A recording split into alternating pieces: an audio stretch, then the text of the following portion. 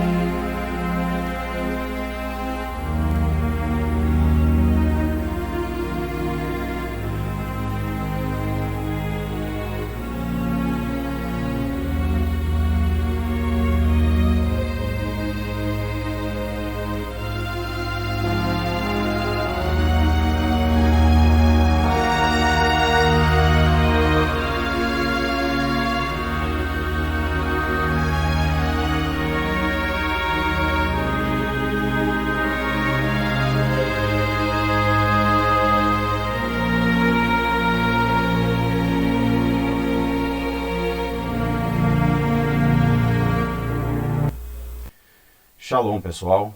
Como estão vocês? Bom, espero que estejam todos gozando de boa saúde. O que nós iremos tratar agora, na nossa lição número 3, né, vocês lembram que nós tivemos a lição número 2, parte 1, e a lição número 2, parte 2. Né? São dois vídeos, né, que eu tive que dividir, porque esse conhecimento exige, né, de nós um conhecimento básico, né, de filosofia, de metafísica em específico, né? O que é ontologia, o que é conhecimento a priori, o que é conhecimento a posteriori, como nós podemos legitimamente definir essas ideias, né, esses conceitos, e aplicá-los de forma correta, para que nós possamos ter um aproveitamento maior do conhecimento cabalístico, né, para que nós possamos ter uma maior ciência do que nós estamos lidando. Este conhecimento é um conhecimento que remonta a milhares de anos. É um conhecimento muito antigo, né? Segundo alguns, predata até a própria história dos judeus, porque ele já vem de muitas outras culturas antigas, e foi passado de povos para povos. E no caso do judaísmo específico, o judaísmo trabalhou duro para preservar essa cultura, para preservar essa notação. Nos sextos séculos, os masoretas inseriram no texto uma notação chamada notação masorética, que são pontos vocálicos, né? Vamos saber um pouco sobre o que eles realmente significam, vamos recorrer à literatura sobre isso, sobre o tema. E nós iremos nos concentrar basicamente sobre o período clássico do judaísmo, Abraão, Moisés e Esdras. Em especial, as reformas impostas por Esdras, né, durante os anos 538 a 445, isso após, né, o retorno do exílio babilônico. Por que Esdras adotou o escrito caldeu aramaico, né? É o que nós temos hoje, né? Se vocês abrirem uma Bíblia em hebraico, vocês vão ver a escrita caldaica, né? Aramaico, o aramaico falado na Caldeia, na Babilônia, e não a tradicional forma de escrita, né? Usada por Moisés, que era o hebraico pictográfico, né? Nós já falamos sobre isso em alguns vídeos anteriores, mas lá mais para frente nós vamos ter mais vídeos especificamente distinguindo as diversas escritas que foram usadas nesse texto, porque isso nos ajuda a perceber que alguns termos, né, existiam de forma concreta, né, se relacionavam a objetos diretos da experiência sensorial, e com o tempo esses termos foram se tornando abstratos. Desses exemplos, nós vamos ver no final desse slide, é a palavra Bereshit, que é a primeira palavra do texto hebraico, que é traduzido comumente como no princípio. Nós vamos observar que o princípio é um termo abstrato, mas que o termo Reshit, né, é um termo concreto e se refere a algo concreto, se refere a algo verificável pela experiência sensorial. Bom, a tradição filosófica, né, judaica é basicamente uma mística, né, é uma mística. E se vem de mística, também tem a ver com o mito, né?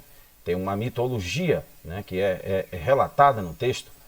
O fato de ter mitologia, como nós já observamos na introdução, né, no primeiro vídeo, não quer dizer que seja mentira, não quer dizer que seja uma criação, uma invenção, né? Claro, é uma criação, mas ela se baseia em conhecimento. Ela é uma linguagem sofisticada usada pelos escribas para transmitir um conhecimento que eles não desejariam que estivesse disponível para todos, né? Segundo a tradição cabalística, o conhecimento da Cabala, o conhecimento do que o texto realmente diz, se refere, deve ser entregue àquelas pessoas que são merecedoras, que tenham zelo, que tenham amor pelo conhecimento. Não deve ser um conhecimento vulgarizado para qualquer pessoa, né? Nós observamos que as sociedades secretas, né, não obedeceram, né, de forma clara, né, esse mandato, né, judaico, essa tradição judaica, e seguiram-se aí diversos problemas, como a gente abordou na introdução. Mas agora nós vamos tratar especificamente da Cabala judaica. Bom, como vocês sabem em hebraico, Kabbalah, né, de onde vem a palavra Cabala, significa receber. Receber o quê? Uma tradição. Ela foi romanizada, ou seja, ela foi transferida para os caracteres romanos, né, como Cabala com C ou Cabala com Q. A Cabala com C refere-se à Cabala cristã, e a Cabala com Q refere-se à Cabala hermética, a Cabala que é usada pelas sociedades secretas, pela maçonaria e assim por diante, né? Então, as transliterações diferentes, né, nada mais dizem do que denotam tradições diferentes. Então, é a mesma coisa, a mesma ciência, contudo, distribuída em perspectivas diferentes para usos específicos. Então, a Cabala ela não é ela não tem uma função única, né? Ela pode ser usada de acordo com o desejo, a mente de cada sujeito, né, de cada pessoa ou de cada organização que tenha o conhecimento sobre ela. É um método esotérico, disciplinar e escolástico de pensamento no misticismo judaico. Então os cabalistas são tradicionalmente, né, no judaísmo especialmente, são chamados de Mekuvalim ou de Masquilim. Especialmente no judaísmo racídico, né, o racidismo, O Hassidismo, ele usa muito esse termo, Mekuvalim, né? Mekuvalim, aqueles que foram introduzidos, aqueles que foram iniciados. Segundo a tradição judaica, esse conhecimento só pode ser alcançado através de um processo iniciatório, através de uma escolha pré-determinada de um candidato, de uma pessoa que esteja disposta a obter o conhecimento. Então, é por isso que o texto, o texto bíblico, vocês observem que quando ele é interpretado literalmente, ele conduz a diversos problemas, ele conduz a divisões, ele conduz a discrepâncias, ele conduz a contradições, ele conduz até a ferozes debates, né, sobre a sua autenticidade ou legitimidade. Por quê? Porque a maioria das organizações religiosas usaram um texto de forma ilegítima, né, usando uma interpretação ilegítima, direcionando-a a um público não educado, a um público que não tinha o conhecimento, não tinha a noção, não estava preparado para lidar com exegese, com hermenêutica, com pragmática, né? E os seus equivalentes em hebraico, como nós observamos lá as 4 formas principais, né, de interpretação do texto. A última seria a Yesod, né, que é a síntese. O que é o Yesod judaico? É a mesma coisa que o método grego, né? Você tem a tese, você tem a antítese, né, que é a antitese, e você tem a síntese. Então, a síntese é quando você tem dois argumentos contrários. Você possui 2 argumentos que se opõem e você tira uma síntese disso aí. Então, o método judaico também é assim, só que ele segue um glossário, uma nomenclatura diferente, claro, em hebraico. Então, às vezes nós pensamos que se referem a conceitos diferentes. Então, Yesod é justamente a capacidade de reunir o bojo do conhecimento, reunir a síntese do conhecimento e entender qual a sua real mensagem, né? Então, a tradição mosaica e seus mistérios, né? Abraão, segundo a tradição judaica, Abraão passou o conhecimento ao seu filho Isaac, Isaac passou ao seu filho Jacó, até chegar a Moisés. O ensinamento era passado oralmente, sendo que Moisés foi o primeiro a passar de modo escrito.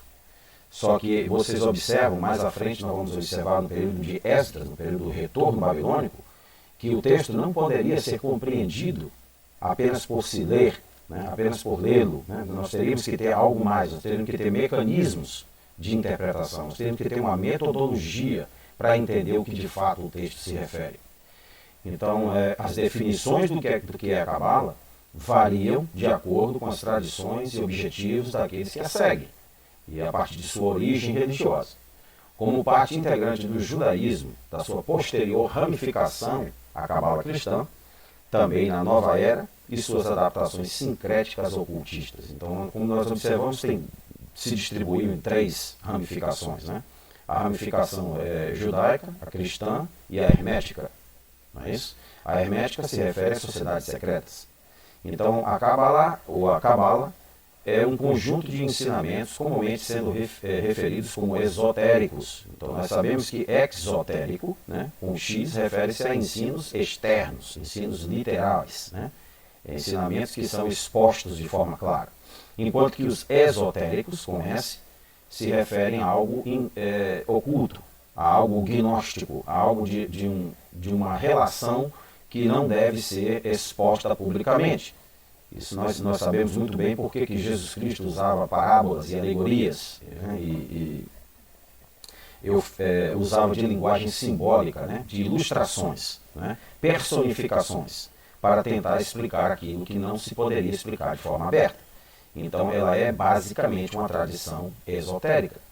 Então, o imutável, aquilo que a Cabala se refere, que são duas fases, o imutável, o eterno e misterioso, né?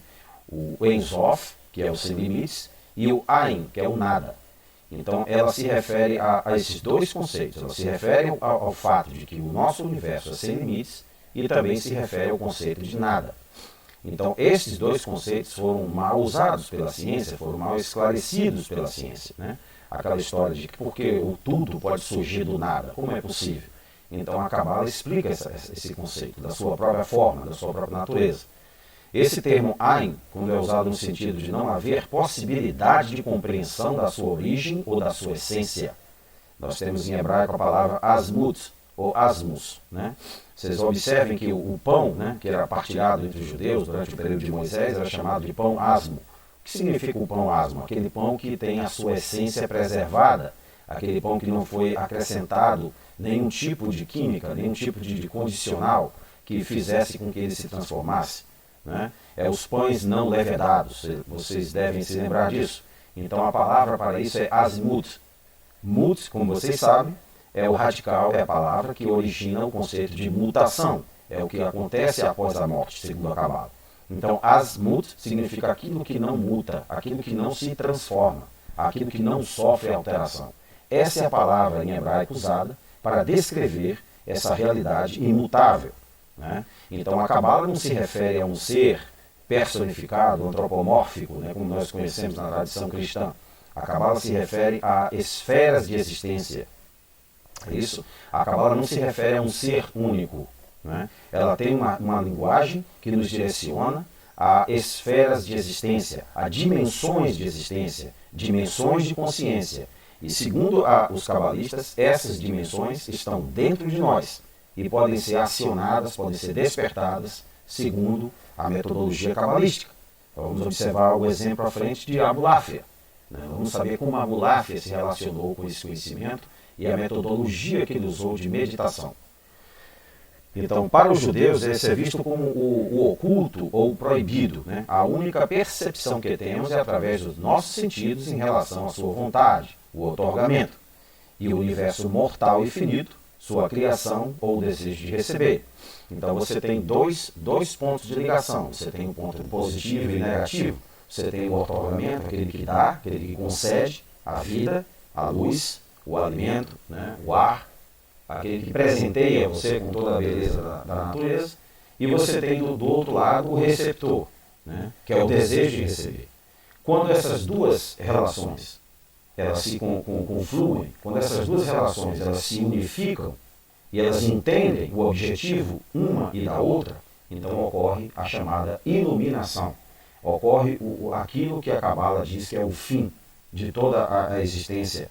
É o momento em que nós deixamos de existir para sermos. É aquilo que a filosofia platônica já afirmava, em outras palavras, por meio de um outro veículo, que é a língua grega, mas que o conceito basicamente é idêntico, né? Você existir é você externar a você, segundo as circunstâncias que cercam você, segundo o mundo objeto. Você ser é você deixar de externar e concentrar-se em você mesmo, na sua própria essência, na sua própria natureza, a qual, segundo a Cabala, não muda, embora você perceba que esteja mudando, é uma mera ilusão. De fato, você não muda, você tem uma essência que é imutável, que é a essência intrínseca, e você tem uma existência extrínseca, que faz com que você perceba como se esteja sendo alterado ou modificado. Então, o universo mortal e infinito é a criação e o desejo de receber, aquele que foi criado. Embora seja muito usado por algumas denominações, não é um sistema religioso em si. Então, a Cabala não é considerada como um sistema religioso. É um sistema filosófico, é um sistema gnóstico, que envolve, sim, um processo de iniciação do candidato. A pessoa tem que se submeter a um procedimento para obter esse conhecimento. Então, não é um conhecimento para ser distribuído nas ruas, né? Para ser distribuído de porta em porta, ou seja, é um conhecimento especial. A Kabbalah, o Yesod, é o fundamento de todo o conhecimento. O Yesod, que é a última fase do entendimento cabalístico, é o que vai te dar o fundamento de todo o conhecimento que é exibido pelas religiões hoje. Você vai perceber que o cristianismo, que o islã, que o budismo, todos têm algo em comum, todos têm uma mensagem única. E você só chega a esse fundamento quando você estuda a Kabbalah. E você chega ao ponto do Yesod, da unificação do conhecimento. Jesus Cristo usou esse termo em hebraico, né, em aramaico, no seu equivalente, né, um cognato, né, um cognato é aquela palavra que é equivalente em duas línguas, né, diferentes, para fazer as suas elaborações. Então, qual a relação, podemos perguntar, dessa ideia com os escritos cristãos? Então, é a partir desse momento que nós vamos começar a perceber que o cristianismo em si foi mal percebido, foi mal conjecturado, foi mal elaborado. Por quê? Porque os fundamentos do cristianismo jazem dentro dos fundamentos cabalísticos. Nós vamos aprender que Jesus Cristo era um líder cabalista, foi influenciado por um movimento cabalista, os essênios, do deserto de Curã. E nós vamos observar que Paulo também seguia o modelo cabalístico. Nós vamos observar que Paulo, com a relação que ele tinha de aprendizado com Gamaliel, nós vamos citar fontes aqui para comprovar que existia, sim, uma relação direta, né? No primeiro vídeo, por exemplo, né, nós demonstramos aqui que Paulo refere-se especificamente na carta aos Gálatas ao conhecimento da Cabala. Ele usa o termo hebraico Kabbalat. Ele usa especificamente esse termo. Então, esse termo não é traduzido. Por que não é traduzido? Porque as traduções foram feitas por instituições religiosas que não gostariam ou não desejariam que o seu público fosse exposto a esse tipo de conhecimento. Então, daí então você tem uma explicação de por que não foi vertido corretamente, ou não foi transliterado. A outra pergunta importante, quem foram os primeiros cabalistas? Então, essa pergunta é interessante, porque isso vai nos dar uma perspectiva histórica desse conhecimento. Bom, entre os principais, eu estou me referindo ao primeiro século, né? Depois vamos abordar um pouco mais, mas entre o primeiro século, né, no período do cristianismo, né, no período que o cristianismo estava se descobrindo, né, se expandindo pela Síria, pela Antioquia, na Turquia, né, pelo Oriente Médio, alguns judeus, como Shimon Bar Yochai, né, foi o principal aluno do Rabino Akiva, que foi um cabalista tanaíta do século II, com quem ele estudou por 13 anos em Bene Berak, é uma cidade pequena em Israel. Ao que parece, Shimon havia estudado anteriormente com Yavne, sobre a tutela de Gamaliel II. Gamaliel II sendo o filho de Gamaliel, né? Então, ao mesmo que manteve a tradição cabalística de Gamaliel, né? E de Josué, filho de Ananias, o que teria sido o motivo da discussão que irrompeu entre esses dois chefes. Então, você tem os três movimentos que saíram dessa raiz principal, né? Alguns interpretaram da sua própria forma, alguns não se condicionaram, e então nasceram as ramificações cabalísticas, né? Isso basicamente se refere a três escolas de pensamento, né? Isso é normal no período histórico, né? no desenvolvimento histórico. Então, Shimon Ben Yochai foi discípulo, né, direto ou indiretamente, através de Akiva, de Gamaliel. Paulo, né, o apóstolo, ele menciona, como judeu, claro, ele menciona quem foi o seu mestre. Ele diz aqui no livro de Atos dos Apóstolos, capítulo 22, versículo 3, quanto a mim, sou varão judeu, nascido em Tarso da Cilícia, parte da antiga Turquia, né?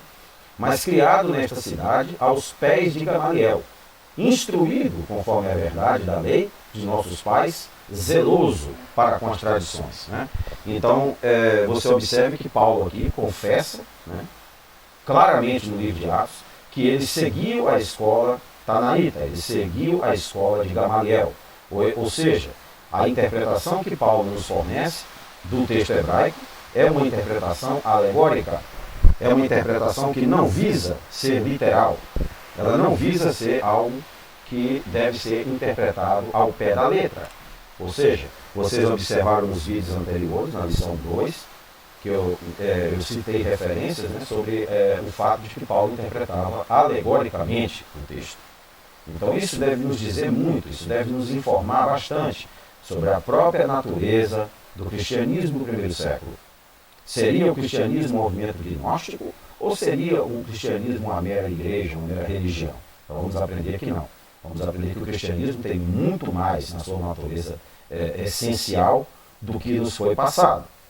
Então, o Rabi Akiva, ao qual Shimon Ben Yochai foi submetido, né, aprendeu, foi influenciado, era chamado de Akiva Ben Yosef, ou seja, ele viveu durante os anos de 40 a 135, ou seja, ele viveu no período da expansão do cristianismo. Ele viveu no período em que surgiu Yeshua, o Jesus Cristo que nós conhecemos, né? Então ele conheceu essas pessoas naturalmente, ele teve contato direto com essas pessoas, né? Ele teve testemunho daqueles que vieram após. Ele foi um tanaíta hebreu que introduziu um novo método de interpretação da lei oral, halakha, e que veio a se tornar a Mishnah.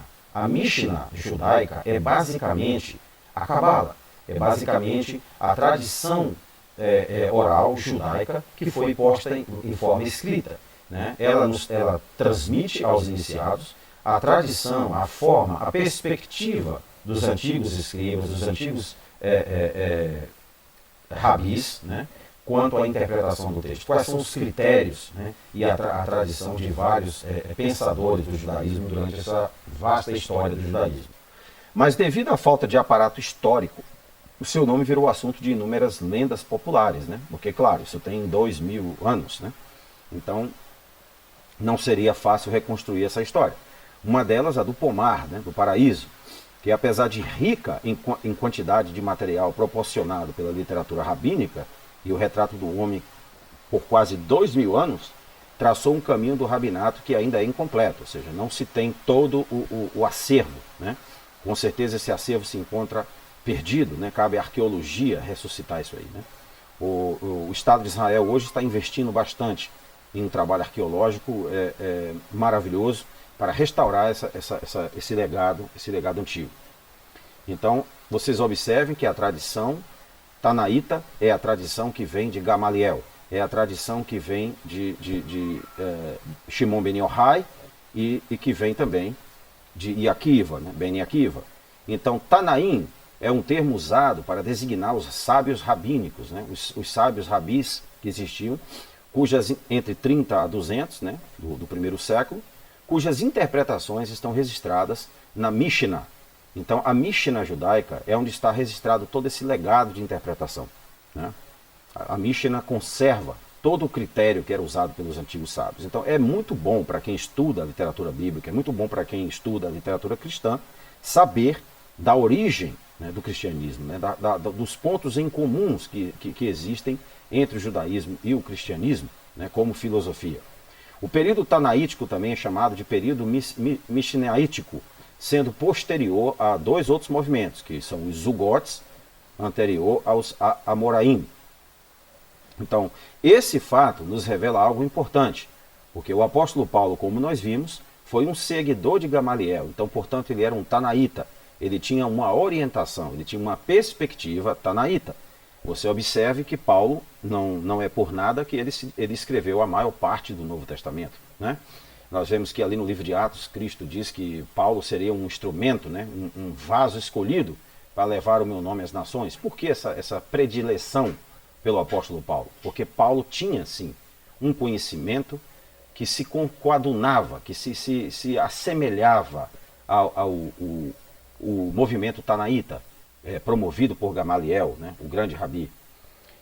Gamaliel era tão importante na tradição cabalística que ele era chamado de Ramban, ou seja, o rabi dos rabis. Nós encontramos no livro de Atos uma menção, né, de que Gamaliel havia libertado os discípulos de Jesus Cristo, né, João e Pedro, porque ele percebia que existia uma similaridade de interpretação, né, entre o que Cristo dizia e o que ele acreditava. Enquanto que aqueles que interpretavam literalmente o texto eram mais irracíveis, eram mais indispostos, né, a uma conciliação. Então, Abraão e sua doutrina secreta, esse é o grande ponto, né? Segundo a tradição judaica, né, esse conhecimento, essa cabala, veio com Abraão, da Babilônia, né, de Ur dos Caldeus, e foi aperfeiçoada ao passo que Abraão chegou no Egito. O primeiro cabalista que conhecemos foi Abraão, segundo a tradição judaica. Ele viu as perplexidades da existência humana, fez perguntas ao Criador, segundo nos diz a tradição, e os mundos superiores se revelaram para ele. O conhecimento que ele adquiriu e o método usado nessa adquisição, ele transmitiu para as próximas gerações. A Cabala é basicamente isso, é uma tradição que foi passada de pai para filho durante milênios. A Cabala foi transmitida entre os cabalistas oralmente por séculos. Cada cabalista adicionou a sua experiência única e sua personalidade a esse conjunto de conhecimento acumulado. Suas realizações espirituais foram descritas em linguagem apropriada para as almas de suas gerações. Então, os cabalistas tradicionais, pessoal, eles acreditam que a sua origem venha da forma antiga de misticismo judaico, a saber, a literatura Rei Halot e Merkavá. Ora, Merkavá é a palavra usada para carruagem, o que é descrito como carruagem de fogo. Eu não sei se vocês lembram, mas no livro de Reis se descreve o profeta Elias como tendo subido em uma carruagem de fogo. Aquilo não é literal, aquilo não é um fato de que Elias subiu literalmente aos céus em uma carruagem, não. Aquilo se refere, de forma alegórica, ao fato de que Elias alcançou esse nível maior, esse nível Yesod, né? Ele alcançou essa carruagem de fogo, ou seja, ele alcançou uma realização, né, física dentro de si e de consciência, um estado de consciência que era almejado por todos, que era buscado por todos. E essa tradição era chamada, esse conhecimento era chamado de Merkavá. Abraão teria aprendido, né, também na Cabala, no Egito, né, por meio de Melquisedeque também. Melquisedeque influenciou Abraão de uma forma muito grande. Nós observamos que Abraão tinha basicamente 2 momentos de sua existência, antes de Melquisedeque e após Melquisedeque, né? Segundo os bostos da antropologia, Abraão ele conheceu outros deuses, ele conheceu a idolatria, ele conheceu diversas coisas. O pai dele fabricava ídolos, né? Fabricava até terá, né? Fabricava os terafins.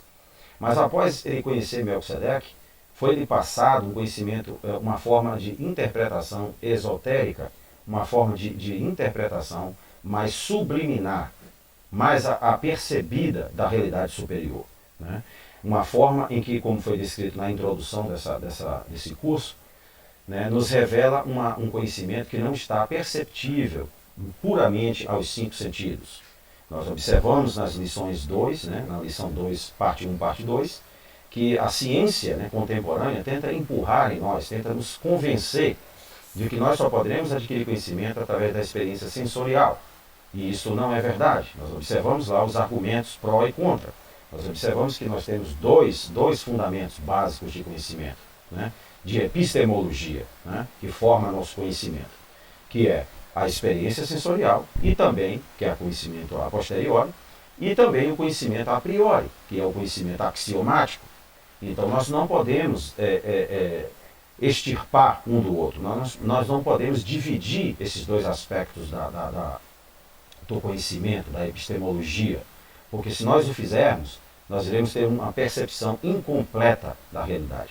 Nós não iremos avançar. Então ela não é uma coisa desejável, não é uma situação desejável. O Egito era um grande centro de aprendizado para aqueles que possuíam os meios para tal empreendimento. Os sacerdotes egípcios, eles detinham um conhecimento muito, muito vasto, que até hoje, né, é mantido em segredo pelas sociedades secretas, é mantido em segredo pelo Smithsonian Institute nos Estados Unidos, que reserva a si mesmo o direito de preservar alguns conhecimentos fora do alcance do público, né, sobre o que de fato eram as pirâmides, sobre o que de fato era a engenharia empreendida pelos egípcios.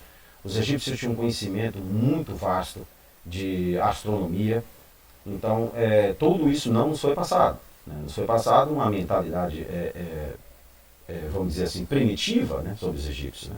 Não nos foi passado, né, no caso do público em geral, o que de fato ocorreu lá naquele tempo, né? O que de fato eles detinham de conhecimento. Então o apóstolo Paulo em Hebreus capítulo 7, 1 e 4 faz uma descrição da influência poderosa que Melquisedeque teve sobre o homem Abraão. Aqui nós temos uma imagem, por exemplo, que nos revela o que os arqueólogos acreditam que seria a casa de Abraão, né, no sul do Iraque, né, os vestígios, né? Os arqueólogos estão trabalhando duro, né, em reconstruir essa história, né? Infelizmente, esse conhecimento fica reservado para poucas pessoas, né? Poucas pessoas têm acesso ao que de fato a arqueologia tem feito, né? Tem contribuído para o conhecimento sobre o passado. Então, o período de Esdras, como nós observamos, né, na introdução dessa lição, é um período importante, que é o período de 538 a 445 a.C., né, ou antes da Era Comum, porque os judeus retornaram de Babilônia, mas retornaram já com uma outra língua, retornaram já falando o aramaico caldeu. O hebraico pictográfico, introduzido por Moisés, o pictográfico, foi então esquecido. Então as pessoas, os judeus comuns, já não conseguiam entender o texto, já não conseguiam ler a Torá com compreensão, com entendimento, com aproveitamento. Então Esdras introduziu a escrita caldaica, né, a escrita da Caldeia, a escrita babilônica, é a qual nós observamos aqui. Se vocês observarem, vocês vão ver que essa escrita aqui não é nada mais do que a escrita caldaica, a escrita hebraica, né? Então vocês observem que essa escrita aqui não é uma escrita puramente hebraica, né? Ela é uma escrita caldaica, aramaica. Inclusive o livro de Daniel, né, que vem desse período, né, do período após, após o exílio babilônico, né, após os 70 anos que os judeus ficaram em Babilônia, no Iraque, hoje, ele já escreve em aramaico. Então a maior parte do livro de Daniel é escrito em aramaico, não em hebraico. Né? O escrito é o mesmo, mas a pronúncia e as palavras são distintas. Né? Mas ao mesmo tempo muitas são cognatas, né? São relacionadas, têm o mesmo significado. São pronunciadas de forma diferente, mas são basicamente a mesma coisa. Por exemplo, em aramaico se diz Yeshua. Né? Em hebraico você diz Yeshua. Você tem basicamente a mesma palavra sendo pronunciada de forma distinta. É como se fosse o espanhol e o português. Né? São línguas irmãs, línguas irmanadas. Então, aqui nesse texto, né, Neemias ele usa uma palavra muito interessante. Ele usa essa palavra aqui, Shahel. Essa palavra significa, né, algo que há de ser revelado, algo que há de ser exposto. Significa dar sentido àquilo que se lê. No livro de Jeremias, capítulo 8, versículo 8, né, ali nos diz que Neemias ele explicou, Neemias era um sacerdote, né, ele explicou, né, aos judeus, usando essa palavra, Shahel, aquilo que eles não conseguiam entender. Então, isso demonstra segundo a tradição cabalística, isso demonstra segundo a tradição judaica, isso dá a entender ao leitor judeu de que o texto não era facilmente compreendido por um leitor iniciante. Esses homens tinham um conhecimento, uma cultura muito avançada. Eles sabiam diversos estilos de escrita, eles sabiam como criar personificações, paralelismos. Os salmos são paralelismos puros, né? Exemplos de paralelismo. Né? Isso liga a língua hebraica ao idioma ugarítico, né? Na Síria, no porto da Síria. Então, os escribas judeus eram pessoas altamente cultas, não eram pessoas normais, comuns. Né? Então, essa palavra Shehel é a palavra que é usada por Neemias para mostrar que algo mais tinha que ser revelado no texto. Algo tinha que ser explicado, algo tinha que ser exposto. Então é daí que nasce a percepção cabalística de que o texto não pode ser entendido de forma literal, de forma puramente física. Né? Existe sim uma interpretação metafísica, existe sim uma interpretação axiomática que está exemplificada no texto e que se refere a fundamentos, a ideias que não são perceptíveis puramente aos 5 sentidos, né? Como nós observamos. Então, Shahel significa dar sentido àquilo que se lê, porque aquilo que se lê não seria compreendido de outra forma. Outra palavra importante é mispará. Mispará, que vem da palavra parash. Né? Misparash, misforash, né? Dependendo se o pi tem o dagesh no meio ou não, né? Fica com som de F, então é misforash, mesforash. Então, parashat, ou parash, vem dessa raiz. E ele significa algo a ser revelado. Então, quando o judeu ele lê o texto hebraico hoje, ele chama essas passagens de parashat. Por quê? Porque o texto em si, a leitura, não vai indicar absolutamente nada claro, nada concreto, a menos que venha o Rabi e explique o que aquilo significa. Então, é por isso que se tem hoje o texto masorético. Esses pontos que vocês estão vendo abaixo do texto consonantal, né, as consoantes, existem esses pontos, né, como vocês podem observar. Esses pontos são chamados de pontos vocálicos. Eles foram introduzidos pelos masoretas no 6º século depois de Cristo para preservar esse conhecimento oculto, para preservar esse shehel, né? Esse shehel, essa interpretação intrínseca, essa interpretação esotérica, alegórica. Então é preciso que alguém que estudou esse método venha e explique o texto.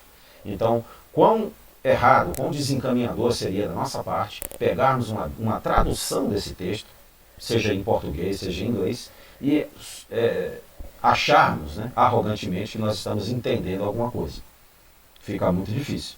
Então é necessário sim um conhecimento sobre essa metodologia, né, esse conhecimento que é milenar, que é essa metodologia cabalística de interpretação hermenêutica. É necessário ter esse conhecimento. Então, constantemente recai sobre as escrituras, né, até por sua origem e autenticidade, por suas tendências especulativo-panteístas e antropomórfica-proféticas, né, recai essa responsabilidade. Né? Nós temos aqui um texto que brinca, né, com todas essas ideias. É um texto que apresenta, né, ideias panteístas, né, o que, para vocês que não sabem, a ideia de que a vida está presente em tudo, né, que a divindade está presente em tudo, em rios, na floresta, em rochas, no ar, em tudo que existe de fato, né, tudo que compõe a natureza, tudo que é natural.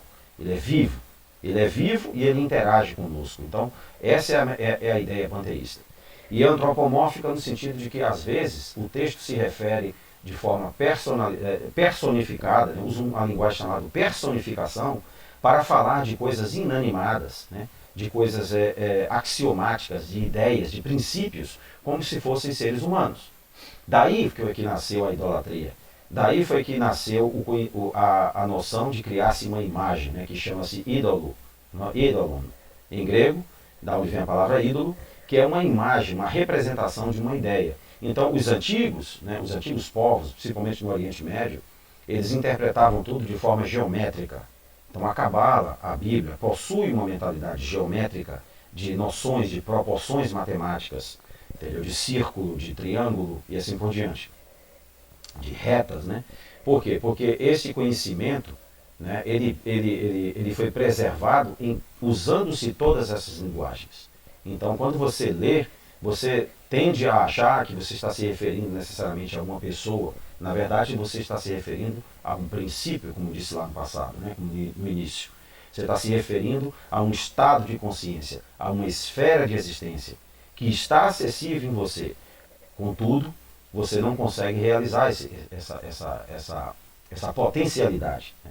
Existe uma potência em você, em cada um de nós, e ela não pode ser realizada porque o nosso sistema doutrinal, o nosso sistema de educação, nos privou disso aí.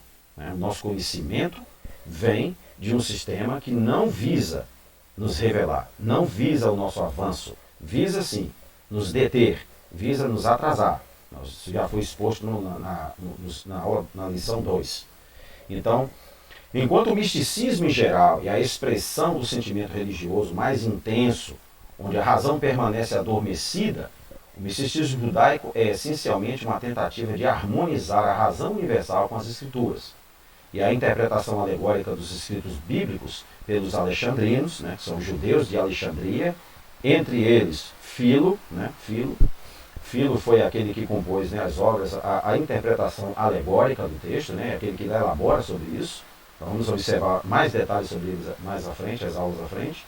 E a interpretação alegórica dos escritos bíblicos, né, pelos alexandrinos demonstra mais uma vez que historicamente o judaísmo era metodologicamente cabalista em sua natureza, ou seja, interpretava o texto de forma alegórica, não de forma literal. O que não significa dizer que os personagens não tenham existido, não tenham sido pessoas físicas, mas a história nos é passada, nos é relatada com indícios de outras informações, com outros conhecimentos inseridos naquela narrativa. Né? Como uma família que se muda de Ur dos Caldeus, como Abraão, para a terra de Canaã. Né? Uma família que sai do seu mundo natural, do seu mundo de origem, para um mundo externo, para um mundo em que ele não está adaptado, para um mundo em que ele estranha, para um mundo em que ele não conhece, e passa a viver em tendas. Tudo isso são linguagens alegóricas, tudo isso são imagens importantes que a Cabala preserva e que nós vamos aprender nesse curso. Observe que nós estamos apenas introduzindo a Cabala judaica, a tradição judaica. Na próxima aula, lição número 4, nós vamos aprender sobre a Cabala, a tradição cristã, e depois a tradição islâmica. E lá mais para frente, nós vamos fazer também um estudo sobre a Cabala budista, a Cabala principalmente tibetana. E vamos observar que existe uma relação muito intrínseca, inclusive judeus, né, estudam a Cabala budista, né, embora secretamente, para descobrir essas similaridades. Então nós vamos observar que isso aqui é meramente uma introdução para ser posteriormente elaborada e aprofundada de forma mais concreta. Então, como os palestinos também, principalmente os masoretas, os tanaítas masoretas, né, que introduziram essa notação, essa escrita que indica significados simbólicos do texto. Pode ser justamente considerado como o seu ponto de partida. Então, o texto masorético ele é importantíssimo, nesse sentido, de que as suas notações indicam algo mais. E nós não temos acesso a isso, nós temos que adquirir esse conhecimento para então termos uma ideia do que de fato o texto se refere. Filo, por exemplo, de Alexandria, né, ele tentou a interpretação do Antigo Testamento à luz das categorias elaboradas pela filosofia grega e da alegoria. Ele sabia, o Filo já tinha atingido aquele nível iesod, né, o último, a síntese do conhecimento. Ele sabia que existia pontos em comum entre a tradição cabalística judaica e a filosofia grega. Existia fundamentos em comum. Ele sabia disso. Orígenes, grande cristão, grande escritor cristão, tradutor, né, grande escritor, né, do segundo século, né, ele já sabia dessa relação. Ele sabia sobre ele compôs uma obra chamada a Exapla, que é o texto bíblico em hebraico, o texto bíblico em grego. Então em latim ele faz uma composição, né, em 4 linhas de texto, interlinear, né, várias linhas de texto, porque ele sabia assim que existia uma relação e ele entendia, assim como o Filo entendia, que devido a esse fato os judeus, né, os essênios, foram convidados, né, por Ptolomeu a Alexandria, no Egito, né, mais ou menos 150 a.C., para traduzir esse texto hebraico para a língua grega, que chegou a Septuaginta, que é o texto grego. Então, existe sim uma relação conceitual, uma relação filosófica entre o conhecimento grego e o conhecimento hebraico. Então, ele sugere também, né, como primeiro pensador a tentar conciliar o conteúdo bíblico à tradição filosófica ocidental, ele sugere que existe um elemento de alegoria, um elemento de simbolismo no que está escrito. Neste sentido, é mais conhecido por sua doutrina do Logos, né? A doutrina que basicamente é o bojo da filosofia platônica, né? O Logos divino, né?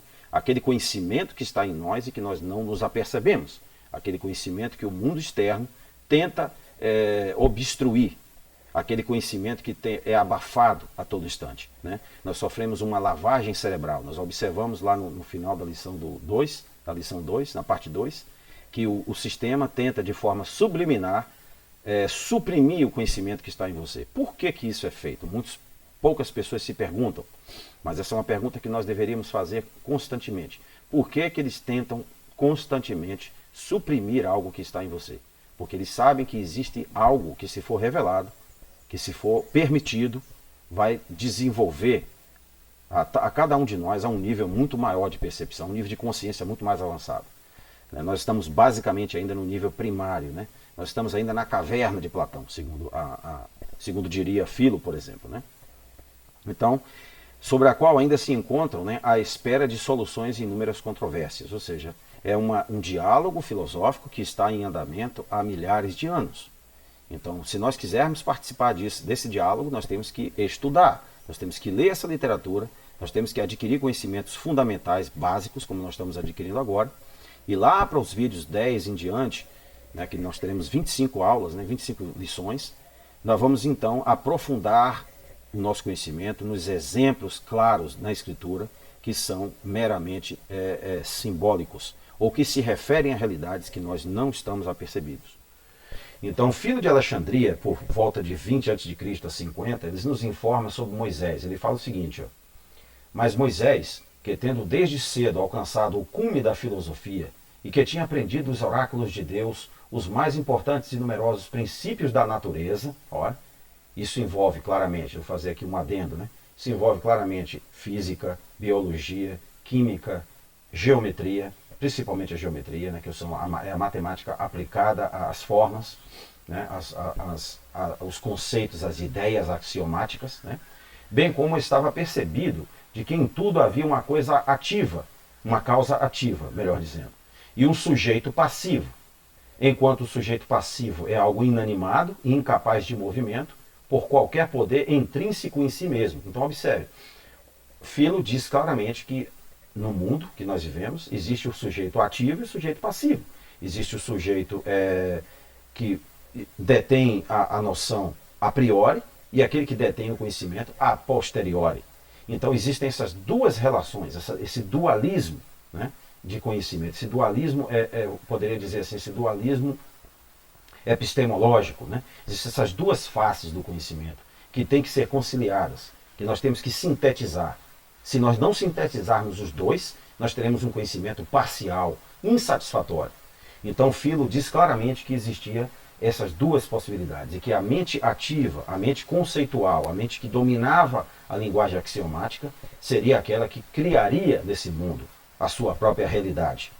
Então, isso mostra por que algumas pessoas são incapazes de criar a sua própria realidade. Isso tem uma reverberação social imensa, enorme.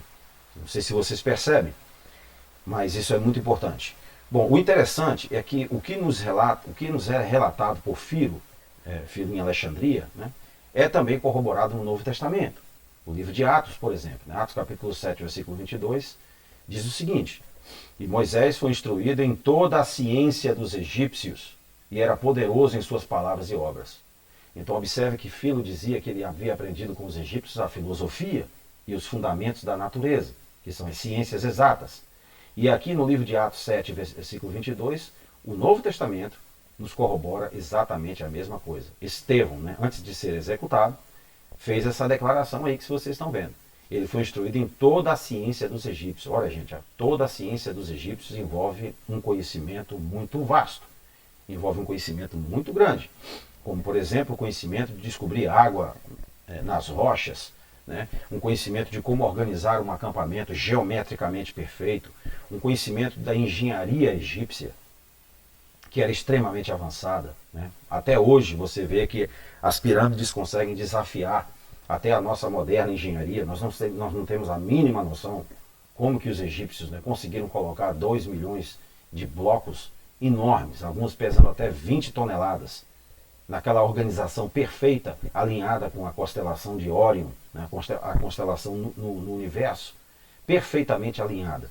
Né? E principalmente perfeitamente alinhada com o nascimento do Sol. O Sol no verão e no inverno nasce em duas posições diferentes, uma mais baixa e outra mais alta. Então essa engenharia simplesmente é inacreditável, é uma coisa fantástica.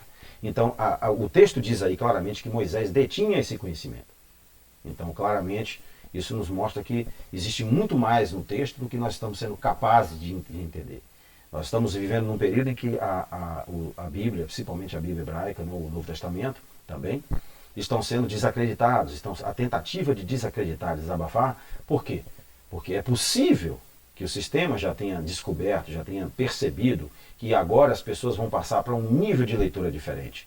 Então é necessário que eles desacreditem esse texto para tentar dissuadir as pessoas, para tentar afastar as pessoas do que de fato tem no texto, que nós nunca tivemos acesso. E agora é o momento em que esse conhecimento está vindo à tona. Então, nesse texto de Deuteronômio 29, versículo 29, né, é outro indicativo que fundamenta a tradição cabalística. Né? Ele fala Eloheinu, né, El Adonai, Hanisatarot. Hanistarot é a palavra que vem de tarot, que vem do tarô. Né? Vocês já ouviram falar do tarô? Né? O tarô é o quê? É um mistério. São estados de consciência diferentes. Né? As cartas do tarô se referem a momentos diferentes de consciência, de que cada pessoa obtém segundo o seu nascimento, segundo o planeta que rege o seu nascimento. Então é basicamente esse conhecimento oculto que não está sendo percebido hoje, que não está sendo compreendido hoje, devido à nossa negligência, talvez, devido à nossa falta de conhecimento, devido à nossa, vamos dizer assim, incapacidade de compreender essa linguagem. Né? Essa palavra Hanisetarot, né, ela se refere às coisas que estão ocultas. Então nesse texto o que Moisés está dizendo é que o nosso Deus, né, Adonai, como ele fala aí, né, revelou para nós as coisas, né, reveladas, e as coisas ocultas ele ocultou de nós. O que ele quer dizer com isso? Que existem dois conhecimentos que precisam ser acessados. O conhecimento revelado refere-se ao conhecimento dos 5 sentidos, o conhecimento percepcional, o conhecimento que você adquire diretamente. Mas existe sim um conhecimento oculto, um conhecimento a priori, um conhecimento axiomático, como nós aprendemos na lição 2, que não está acessível diretamente, que está apenas em sombras, né, que é revelado por meio de alegorias, que é revelado por meio de parábolas, por meio de ilustrações. Então é esse nível de conhecimento que nos falta ainda acessar. O objetivo desse curso é justamente introduzir essas ideias, debater essas ideias, e da metade dele em diante, nós estamos agora na lição 3, nós vamos aprofundar exatamente sobre o que de fato a Cabala está dizendo, o que de fato o texto está dizendo, seja em hebraico, seja em grego, né, nós vamos especificar e vamos buscar isso aí. Então, observe que a palavra Hanisetarot, né, refere-se às coisas que estão ocultas. Então isso quer dizer que muitas coisas que estão escritas no texto não serão percebidas, muito menos, se vocês concordarem comigo, por meio de uma tradução. A tradução, ela viola a etimologia das palavras hebraicas. Ela viola também a etimologia das palavras gregas que estão no Novo Testamento. Ela não nos transmite o que de fato está no texto. Então, quando alguém se dispõe a discutir através de traduções, já está errado, já está tudo errado, porque a percepção que se tem do texto não reflete o que o texto é na sua originalidade. Então é necessário, sim, buscarmos um conhecimento maior sobre isso aí, fundamentar esse conhecimento. Bom, a Cabala judaica e a não judaica, né? Nós temos aí, como nós não estamos, a Cabala cristã, né? E a Cabala hermética, né, das sociedades secretas. Então, desde o período da Renascença, né? Desde o período da Renascença, na Itália principalmente, em Florença, os textos da Cabala judaica entraram na cultura não judaica. Então houve aí vamos dizer assim, um choque, né? Porque durante esse período, até esse período, quem governava absolutamente o mundo era a Igreja Católica, né? Então a tradição do Vaticano se sentiu ameaçado por esse conhecimento. Então uma pressão muito grande foi colocada sobre os judeus nesse período, para reprimir esse conhecimento, para esconder esse conhecimento. Inclusive existem relatos da Inquisição apreendendo os judeus durante esse período, né, tirando deles os textos originais. Vamos observar o texto da Zohar, o texto da Sefer e Etzirá, né, que são dois textos importantíssimos na tradição cabalística. Né? Então, eles foram estudados, acabaram sendo estudados por hebraístas cristãos, que se desenvolveram até o século XIX. Né? Entre esses, o grande Julius Wellhausen, na Alemanha, né, e a escola de Tübingen, que nós vamos observar um pouco mais adiante. Então, os hebraístas cristãos e ocultistas herméticos, então, nesse momento, obtiveram acesso através da Renascença. Né? Quando se diz Renascença, muitas pessoas não entendem por que Renascença. Por quê? Porque os intelectuais europeus, né, na Itália, na Inglaterra, na Alemanha, perceberam que esse conhecimento, essa percepção que estava oculta, marcava um período importante no desenvolvimento do conhecimento da humanidade. Então era como se fosse uma renascença. Né? Você veja que nesse período Da Vinci, né, ele pintou, ele exibiu na sua arte formas geométricas perfeitas. Né? Por quê? Porque eles sabiam que a geometria, que a linguagem geométrica referia-se a ideias eternas, ideias axiomáticas. E eles camuflaram isso aí na arte, né? No realismo, né? No idealismo, como observamos na lição 2, né? A relação entre o ideal e o real, né? Essa relação entre o axiomático a priori e o a posteriori, né? Percepcional, percebido pelos sentidos apenas, né? Pelos sentidos físicos, né? Audição, visão e assim por diante. Então existe uma linguagem aí complexa nesse sentido. E isso foi interessante, promovido justamente, isso foi desencadeado após a revelação da Cabala, após o fato de que a Cabala já havia se tornado notória, muitos intelectuais já sabiam dessa linguagem poderosa, e então cunharam esse termo renascença, ou seja, a humanidade está renascendo. Até esse período, a humanidade, principalmente a Europa, jazia em trevas, né? A chamada, o período do obscurantismo, né? É o período em que a ignorância governou, né? A falta de conhecimento governou. Né? Então, as elites do mundo, elas tentam perpetuar esse ocultismo, eles tentam perpetuar esse obscurantismo, negando às pessoas acesso a esse conhecimento. Então vocês imaginam que isso não é só uma questão de religião, isso é uma questão de humanidade, isso é uma questão de avanço, isso é questão de nós sairmos daquela alegórica caverna. Você veja que eles se referem à humanidade primitiva como vivendo em cavernas. Será realmente que eles viviam em cavernas? Ou isso seria apenas uma alusão à alegoria de Platão? de que o homem que está em trevas se encontra na caverna, enquanto que o homem que descobre a realidade, a luz, sai da caverna. Então, será que toda a humanidade já conseguiu sair da caverna ou ainda temos uma grande quantidade de pessoas vivendo nessa caverna? Então, a Renascença ela mexia justamente com essas duas possibilidades. A Cabalá judaica e a não judaica também, né, criou uma situação das tradições sincréticas, né, da Cabalá cristã e da Cabalá hermética. A Cabalá hermética foi apoderada pela maçonaria, pelas sociedades secretas, né, e foi usada para objetivos, né, objetivos políticos, né, muitas vezes.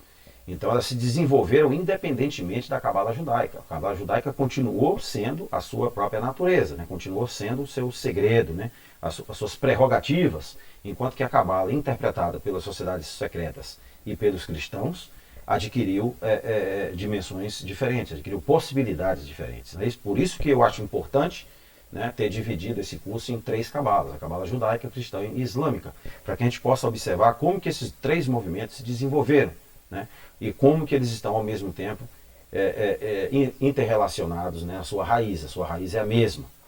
Então, lendo os textos, né, judaicos, né, como a sabedoria antiga universal, nós chegamos à conclusão de que todos esses sistemas, na verdade, estão se referindo à mesma coisa, embora sejam usados socialmente, politicamente, para objetivos, às vezes escusos, às vezes diferentes. Né? Ambos adaptaram os conceitos judaicos livremente de sua compreensão judaica para se fundirem com as outras.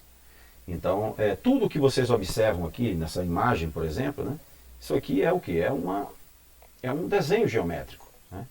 Isso aqui não se refere a um ser, a uma pessoa, isso aqui se refere a um estado de consciência para um cabalista.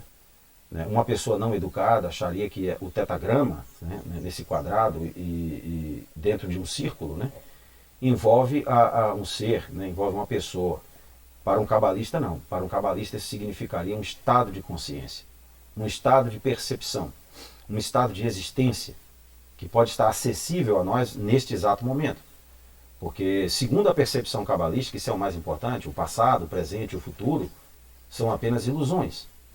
Né? Quando você realiza algo, você reunifica todas essas 3 dimensões. Você vincula essas 3 dimensões. Você se justifica em todas as 3 dimensões. Você passa a existir, você passa a ser. Né?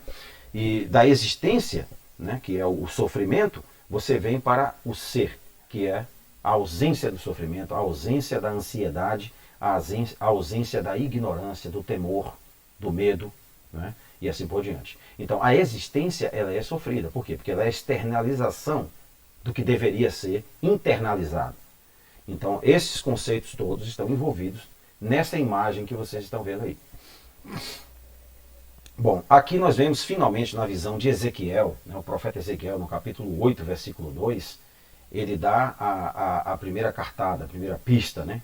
Ele então diz o seguinte: então eu vi, e eis que havia uma semelhança com a aparência de fogo, a partir da aparência de seus lombos, mesmo para baixo, fogo, e de seus lombos até para cima, com uma aparência de brilho, como a cor do ambar. Né? Então, Ezequiel capítulo 8, versículo 2. Esta palavra brilho vem dessa palavra aqui, gente, ó, Zorá. Aqui começa a tradição da Zorá. Né? Então, o fato de que o livro da Zorá foi composto durante a Idade Média não necessariamente compromete o conceito, o conhecimento. O conhecimento já está aí há muito tempo. Né? Ele só foi então elaborado, ele só foi tratado cientificamente, né? Literalmente, de forma literária, né? Por Moisés de León, na Espanha. Né? Moisés de León então passou a escrever, né, assiduamente sobre esse assunto. Então a palavra Zohar significa um brilho, um esplendor. Né? É o que alguns chamam de a áurea humana. Né? Vocês sabem que existem luzes hoje capazes de infravermelho, assim, de detectar uma áurea, de detectar uma luz em torno de um corpo, de forma a possibilitar, por exemplo, com que um grupo de pessoas seja visto numa floresta durante a noite. Né? Por que isso é possível? Porque esse conhecimento já existe há muito tempo. Ele apenas está sendo aplicado para objetivos diferentes. Né? Esse conhecimento já existe há muito tempo. Existe sim uma áurea em torno de cada um dos seres vivos, inclusive dos vegetais, né, que indica a presença de vida, indica a presença de uma entidade viva. Então a palavra Zohar se refere ao brilho que essa entidade emite, ao brilho que a pessoa emite. Né? E você sabe que a gente até costuma mencionar no popular que algumas pessoas têm uma áurea boa, outras pessoas têm uma áurea ruim, né? Estão carregadas de energia negativa. Então é justamente deste conceito aí, dessa palavra, que surge este conhecimento. Ele se refere ao corpo sutil, ao corpo sublimado, incorruptível, ao corpo que não é percebido pelos 5 sentidos, ao corpo que não está diretamente diante de você, ao qual você não tem acesso. Entendeu? Então, essa dualidade, né, de corpo, né, o corpo subliminar e corpo corruptível, né, corpo físico, essa dualidade cabalística também é encontrada na filosofia grega, nós sabemos disso. Quem estudou filosofia sabe disso. A alegoria da caverna de Platão, por exemplo, descreve um sistema epistemológico dual, né, do qual os homens saem das trevas da percepção sensorial para a verdade. Então, quando você diz que o homem está nas cavernas, você meramente está usando uma alegoria. Você não está dizendo que literalmente a pessoa está vivendo numa caverna. Né? Apesar de que até hoje a pessoa pode viver numa caverna literal isso não tem impacto nenhum sobre a condição psíquica dele, a condição de consciência, a condição cognitiva dele. Então isso é mais uma alegoria do que necessariamente literal. Né? Isso é uma linguagem, um indicativo de que a humanidade ainda se encontra na caverna, ainda não se encontra emancipada, ainda não se encontra conhecedora de si mesma. Né? Está ainda impedida de conhecer a verdade, né? A realidade sobre si mesmo. Então todo o sistema dualista do bem e do poder do mal, né, que remonta ao zoroatrismo e finalmente à velha Caldeia, na antiga Babilônia, pode ser traçado através do gnosticismo, né, tendo influenciado a cosmologia da antiga Cabala antes de chegar à cosmologia medieval. Os sistemas gnósticos, exemplo gratia, o maniqueísmo, né? Quem estudou filosofia sabe que Mani ele desenvolveu um sistema dualista. Né? Ele mostrou que existem sim 2 fases de percepção. Você percebe o bem e percebe o mal. Não necessariamente significa que o mal exista em si, mas que você tem uma percepção disso aí. Então isso tem mais a ver com a percepção epistemológica da pessoa do que necessariamente com uma existência independente, porque você observe que algumas pessoas têm uma diversa percepção do que vem a ser o bem e o que vem a ser o mal. O que pode ser bem para uma pessoa pode ser mal para outra. O que pode ser mal para uma pode ser boa para outra. Então você tem uma discrepância aí. Por que existe essa discrepância? Então Mene ele trabalhou esse sistema. Então são os sistemas considerados dualísticos, né? Um princípio comum a diversas religiões e seitas que professam a convivência irredutível, né, dessas 2 energias, essas 2 forças que estão dissociadas. Por que estão dissociadas? Por causa da nossa percepção. Na verdade, a dualidade existe em nós. Nós estamos percebendo a dualidade. Nós estamos percebendo que existem essas duas discrepâncias, né, entre conhecimento a priori e conhecimento a posteriori. Se nós mudarmos a nossa percepção e encararmos essas 2 como sendo extensões uma da outra, quando sendo intrinsecamente relacionadas, então nós vamos perceber que o dualismo ele deixa de existir, ele deixa de ser perceptível. Então ele é nada mais, nada menos do que uma percepção, uma condição que está relacionada à epistemologia, ao conhecimento, à educação, a doutrinação que foi passada para a humanidade nos últimos séculos. Nós não fomos levados a essa resolução. Nós não fomos levados a uma reflexão sobre essa questão dual. Então, o docetismo, né, que é a doutrina existente nos séculos II e III, que negava a existência de um corpo material, por exemplo, a Jesus Cristo, né, que seria apenas um espírito, né, o docetismo possui fortes asserções dualistas e se coaduna com o gnosticismo da primitiva igreja. Então, como nós observamos, né, Paulo ele tinha uma influência tanaíta judaica, ele tinha uma influência de Gamaliel, ele tinha uma influência da leitura alegórica, ele sabia que o texto era alegórico. Na lição 2 eu demonstrei claramente que Paulo em Gálatas menciona, né, que eram alegorias as leituras do Antigo Testamento. Ele menciona em Hebreus a mesma coisa. Capítulo 7 até o capítulo 9. Ele diz que havia alegorias por toda parte. Agora, o que essas alegorias queriam dizer? Essa é a nossa pergunta. Então, todo esse sistema, docetismo, o dualismo, o gnosticismo, todo esse conhecimento está reunido em uma coisa só. Né? É o esoterismo, é o conhecimento a priori, é o conhecimento axiomático, é o conhecimento que não está perceptível aos sentidos. Nós estamos numa sociedade em que as pessoas meramente estão percebendo pelos 5 sentidos. Por isso nós temos uma condição epistemológica empobrecida. Nós temos pessoas que matam as outras por objetos que eles mesmos não entendem, que eles mesmos não vão utilizar. É objetos que não vão atribuir felicidade perpétua ou felicidade duradoura para a pessoa. São coisas efêmeras, são coisas que perdem o sentido. Você almeja algo e quando você recebe aquilo, aquilo vai perdendo o sentido. Então, o que está acontecendo? O que está acontecendo é justamente isso. A percepção que nos foi ensinada, que nos foi inculcada na nossa cultura, não nos ilumina, não nos busca avançar como seres humanos. Busca, sim, nos deter, nos manter escravizados. Bom, a obra Notas Masoréticas, contidas na edição das Escrituras Hebraicas, foi publicado em 1905 por Alfred Guedin, professor de Teologia e Língua Hebraica na Universidade de Wesleyana. E ela nos revela uma coisa importante. Olha só. Ela nos revela que a Masorá, nessa parte aqui, vocês podem observar que, eu vou ler aqui para vocês. Essa parte aqui diz o seguinte, os termos correlativos para Masorá é Kabbalah, da raiz Cabal, tá vendo? Expressando propriamente qualquer coisa que seja reconhecida pela tradição. Tecnicamente, contudo, a letra mais posterior, a palavra posterior, é restrita a matérias de doutrina esotérica e de teologia, e dá o nome a uma grande massa de filosofia especulativa e de misticismo no período posterior dos rabis, no período dos rabis posteriores, os rabis mais tardios. Então, você, nesse texto aqui, nesse livro, o autor, Guedin, ele mostra claramente todo o significado por trás da notação masorética. Esses pontos que vocês observam aqui, na escrita hebraica do texto. Esses pontos têm um significado imenso. E essa palavra cabal refere-se ao conhecimento, ao bojo do conhecimento. Ao conhecimento que está sendo utilizado para governar o mundo. Ao conhecimento que é possuído pelas elites do mundo que tiveram acesso a essa educação.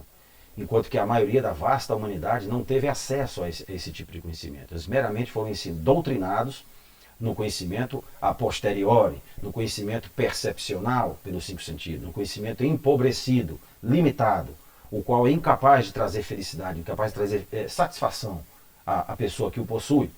Então, existe sim, nós vamos abordar isso mais em detalhes à frente, isso aqui é apenas uma introdução, existe sim um conhecimento, esse conhecimento já está aí há muitos séculos, Nós simplesmente não tivemos acesso a essas obras, a obras como essa, como vocês estão vendo, que revelam sim que existe uma relação entre a Masorá e a Cabala.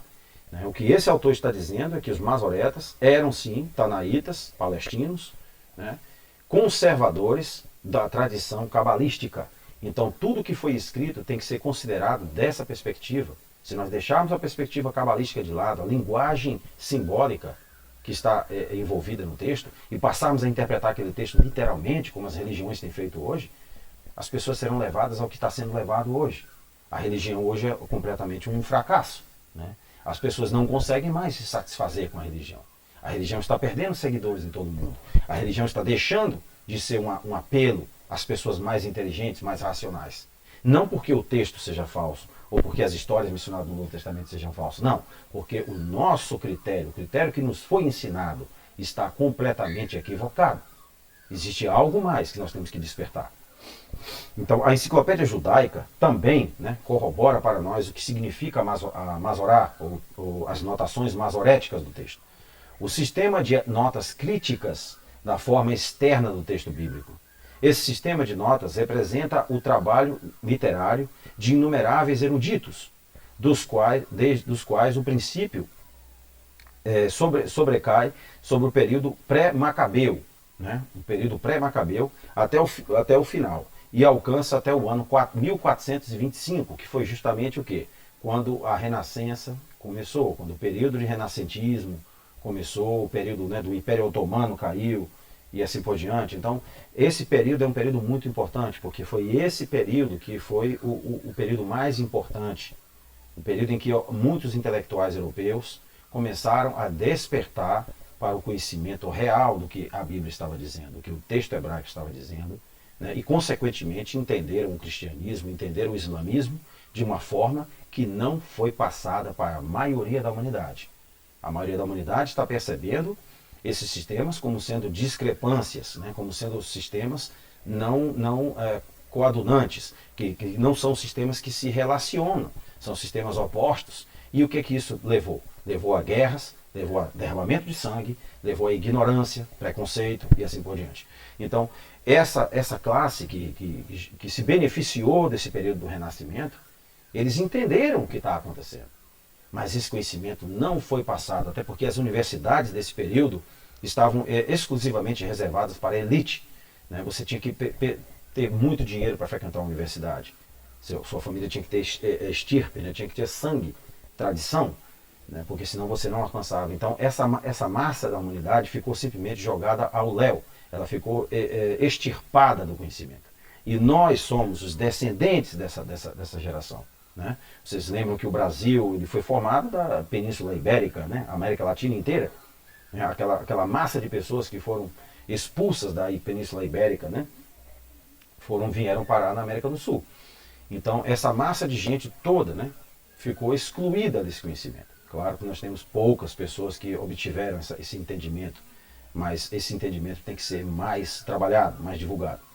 Então a etimologia da Masorá, segundo essas fontes aqui, dizem respeito diretamente à Cabala. Foram feitos por cabalistas para ocultar o conhecimento, para preservar o conhecimento para uma classe específica de pessoas, para não revelar esse conhecimento para todos.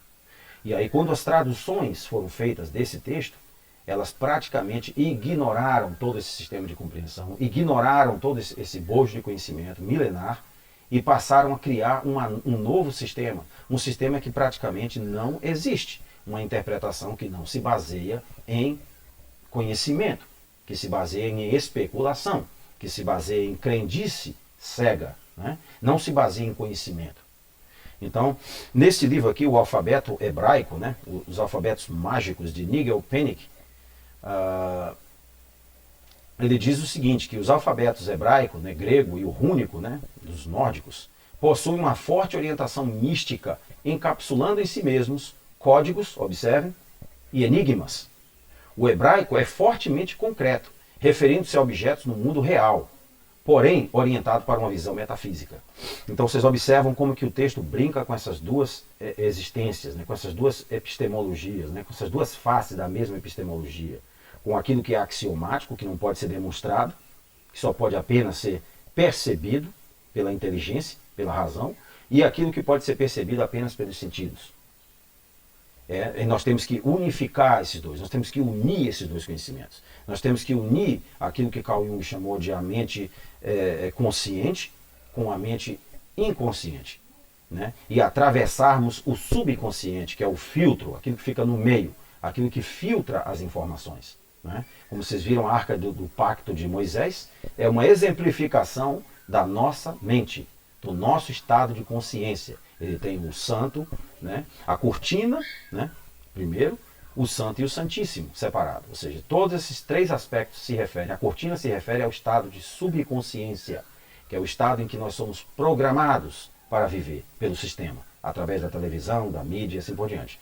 O que a Cabala vem nos informar, nos instruir, é de que esse filtro tem que ser partido. Né? Essa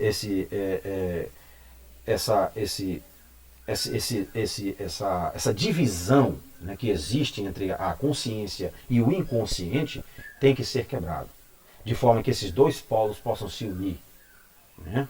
Então, esse é um sistema que envolve uma educação específica, uma educação especial, que, creiam ou não, muitos de nós neste mundo aqui obtiveram esse conhecimento, chegaram a ter esse conhecimento, enquanto que uma vasta maioria foi praticamente expulso dessa realidade. Então, entre os grandes estudiosos que nós temos da Cabala judaica, nós temos em Israel Moshe Idel, né? Nasceu em 1947, é um historiador fantástico e filósofo romeno-israelense do misticismo judaico. Ele é professor emérito Max Cooper, em pensamento judeu na Universidade Hebraica de Jerusalém, além de ser pesquisador sênior no Instituto Shalom Hartman. Então, este homem, inclusive vocês podem buscar, né, sobre ele, a maior parte dos vídeos estão em inglês, mas ele tem legendas em português. Ele apresenta para nós, de fato, o que é a Cabala, o que é a história da Cabala, o que é a filosofia da Cabala, o que é o conhecimento da Cabala. Este homem é um dos maiores pesquisadores no campo, no assunto, e tem um legado de conhecimento imensurável, uma coisa fantástica. E nós temos que entendermos essa relação. Entre as obras que ele produziu, obras fantásticas, né, que estão hoje na Amazon, onde vocês buscarem, está The New Perspectives, The Mystical Experience in Abraham Abulafia. Ele trata sobre Abulafia, que foi o grande cabalista, né, do século XIII, mais ou menos. E Studies in Ecstatic Kabbalah, Estudos na Cabala Estática, né? Ele foi publicado em 1988. E Dell realizou uma revisão sistemática, isso foi o que ele fez, né? Ele realizou uma revisão sistemática da história e análise do misticismo judaico, suas explorações das dimensões míticas, teúrgicas, místicas e messiânicas do judaísmo têm sido atentas à história, sociologia e antropologia, ao mesmo tempo em que rejeitam uma abordagem historicista ingênua do judaísmo. Seu trabalho de 1988, A Kabbalah New Perspectives, Novas Perspectivas, é dito ter revolucionado os estudos da Cabala. Então esse primeiro livro que vocês estão vendo aqui é o que eu recomendaria para quem quiser de fato se aprofundar neste assunto, né, e de fato conhecer o que a Cabala realmente significa. Veja que ele rejeitou a abordagem historicista, né, ou seja, meramente da história. Né? Não é essa a questão da Cabala. A questão da Cabala não é o passado. A questão da Cabala é o infinito.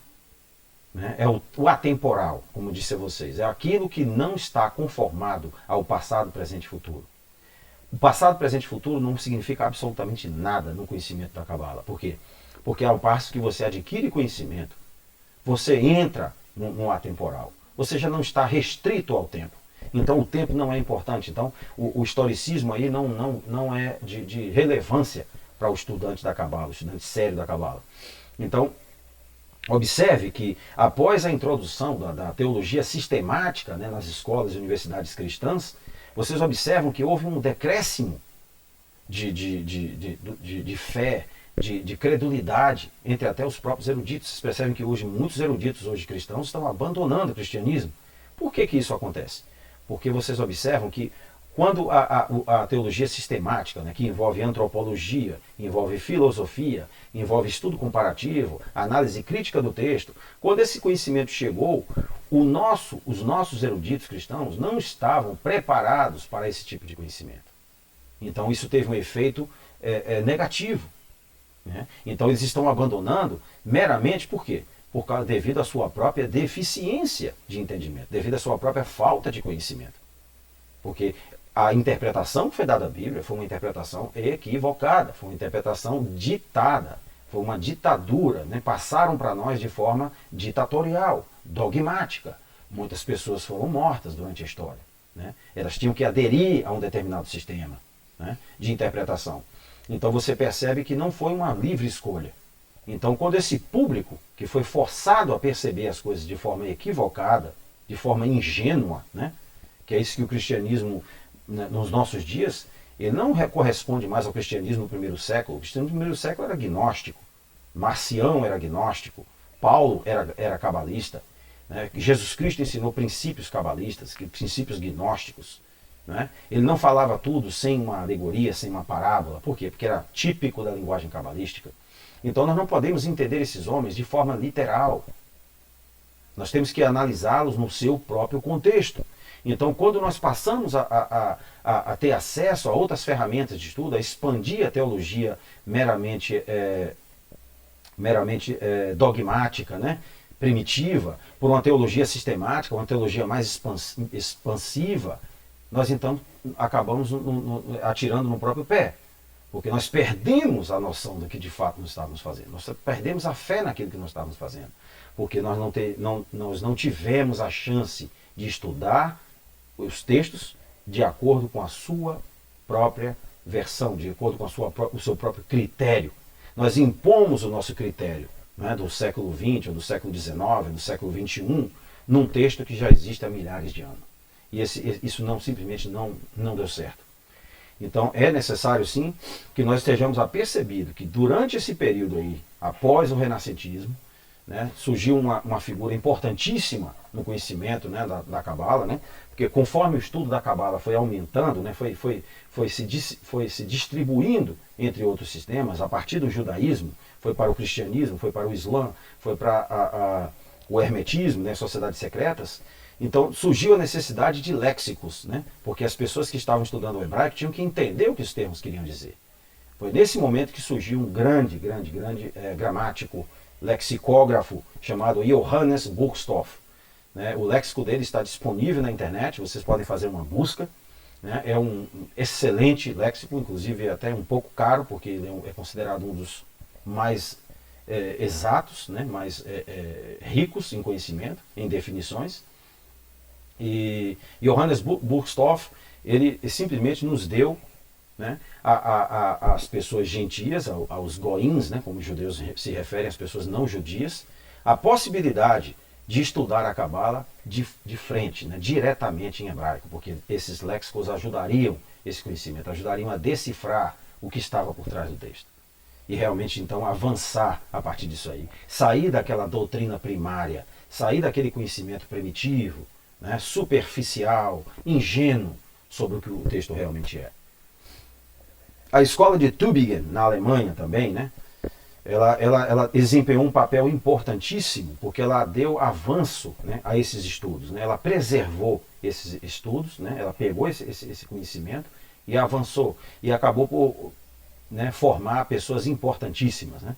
A Universidade de Tübingen, né, que é chamada Tubinga em português, é uma instituição de ensino superior pública localizada na cidade de Tubinga, na Alemanha. É uma das mais antigas da Alemanha. Foi fundada em 11 de março de 1477. Vocês vejam que justamente o período logo após a Renascença. Quer dizer, logo no período ali, ó, que a Renascença estava, né, se expandindo, abrangendo o mundo, transformando as mentes das pessoas. Então, Everaldo de Württemberg foi 1445 a 1496, foi o reformador eclesiástico e cívico que estabeleceu a universidade após absorver em viagens feitas à Itália a influência renascentista. Olha o que eu falei para vocês. Foi justamente essa percepção. O renascentismo, minha gente, nada mais, nada é do que o renascimento do conhecimento que estava oculto há séculos, né? Há 2 milênios, vamos dizer assim, quase, né? Há 1 milênio alguma coisa. Este conhecimento renasceu. Só que ele não renasceu para todos, ele renasceu para uma elite, para um grupo específico, um grupo que podia gastar tempo com isso, que podia pagar para obter esse conhecimento. Isaac Newton, né, nos é relatado, ele até disse que estava doente para se reservar na sua casa, para estudar esse conhecimento, para descobrir o que de fato tinha nesse texto. Né? O conhecimento oculto, que já estava há muito tempo distante de nós, que nós não tínhamos a mínima ideia que existia. Né? Só que foram poucas as pessoas que obtiveram esse conhecimento. E o relato é que, após esses homens estudarem esse conhecimento, houve um aumento considerável em conhecimentos de ciências exatas, como matemática, geometria, física e assim por diante. Né? Então, isso significa que esse conhecimento está diretamente relacionado ao nosso avanço intelectual. Né? De forma alguma ele é um conhecimento passivo, que não vai ter efeito. O conhecimento que foi passado para as massas, esse sim é o conhecimento passivo, esse sim é o conhecimento estéril, baseado na percepção sensorial. Esse não vai nos trazer absolutamente nada.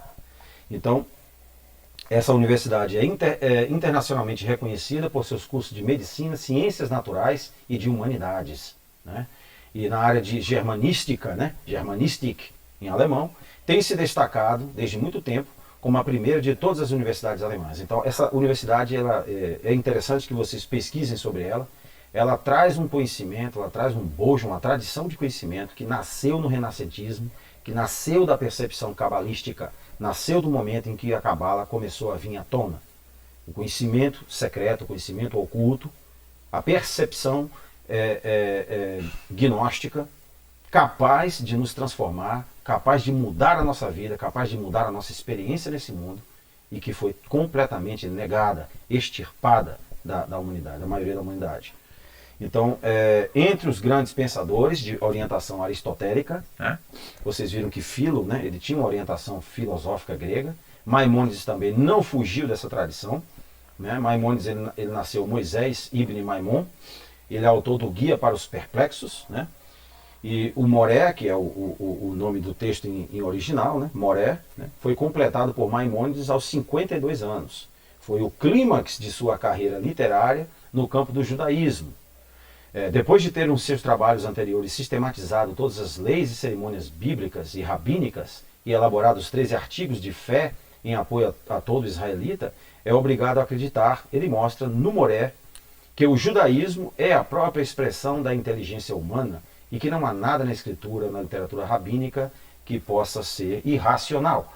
Então, o que Maimônides compreendeu, né, é que o judaísmo possuía esse conhecimento especial, né, esse conhecimento que foi preservado a muita custa durante milênios, e que esse conhecimento tinha o poder de elevar a vida das pessoas, de elevar o estado de consciência das pessoas para uma existência muito mais significativa. Esse é o direto impacto da obra de Maimônides. Então, o Moré está associado à ideia de instrutor, né, de ensino, de guia. Segundo o léxico Brown, Drives and Briggs, na página 435, né, que é o léxico que nós usamos aqui para a definição dos termos hebraicos, observe que esse termo recebeu conotações depreciativas também. Né?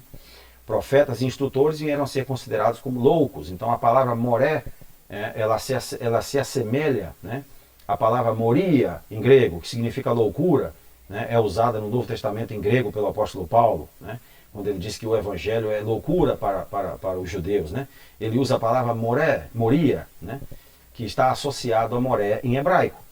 Então, assim, esse conceito foi transmitido ao grego por interpolação, né, e se transformou em moria. Mas, na verdade, na sua concepção mais antiga, ele indicava a pessoa que instruía, a pessoa que ensinava. Né? No livro de Reis, por exemplo, né, os profetas que ensinavam as pessoas eram chamados de moré. Mas já no sentido, não no sentido original, que foi introduzido por Moisés, de instruir, de ensinar, mas já no sentido depreciativo, né? No sentido de que os instrutores eram loucos. Então, isso você vai encontrar nos livros de Ezequiel e outros profetas, inclusive no livro de Isaías 9,14, que os instrutores ensinavam mentiras. Né? Isso aí representa um momento de decadência do conhecimento. Né? Um momento em que os cabalistas, né, do passado perceberam que o conhecimento estava entrando em decadência. Isso é um fato importante na Cabala, porque a Cabala indica que esse conhecimento ele vem à tona e depois ele submerge novamente, dependendo da condição de alma dos homens, dependendo da condição de consciência dos homens. Se os homens estão numa condição deplorável, esse conhecimento ele desaparece. Ele fica imperceptível.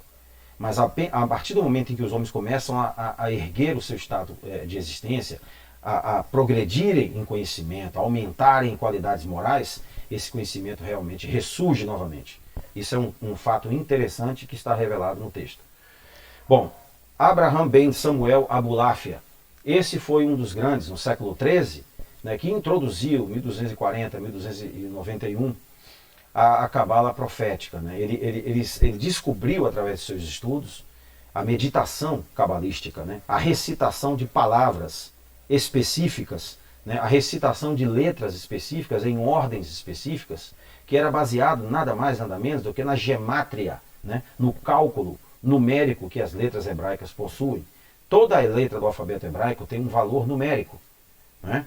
E o que o ensino moderno fez? Ele separou o ensino da língua da matemática. Você aprende os números separados da sua língua. No período clássico isso não existia. Você aprendia a língua juntamente com a matemática. Então, os homens do passado eles tinham um conhecimento matemático muito mais avançado do que o nosso, porque eles já aprendiam isso desde criança.